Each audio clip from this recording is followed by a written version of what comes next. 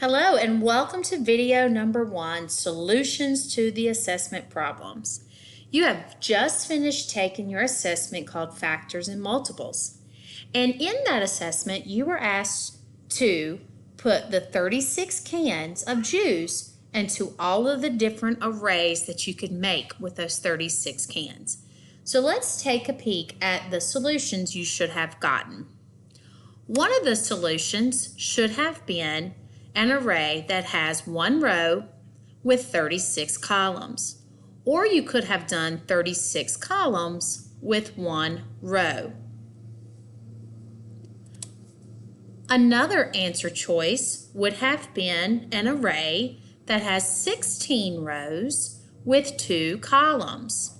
Or you could have had a 2 by 16 array.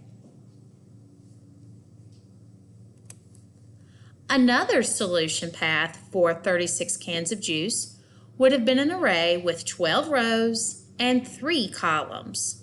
Or you could have done an array with 3 rows and 12 columns. Another solution path for the 36 cans of juice would have been an array that had 4 rows with 9 columns, or 9 rows with 4 columns. And the final solution for 36 cans of juice would have been an array that was 6 rows with 6 columns, which shows a square number. So, what are all of the factors of 36?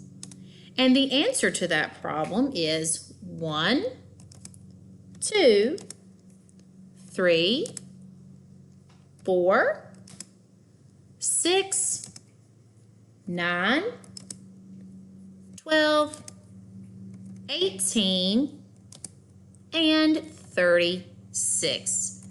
So check yours to make sure that you have the factors of 36 are 1, 2, 3, 4, 6, 9, 12, 18, and 36.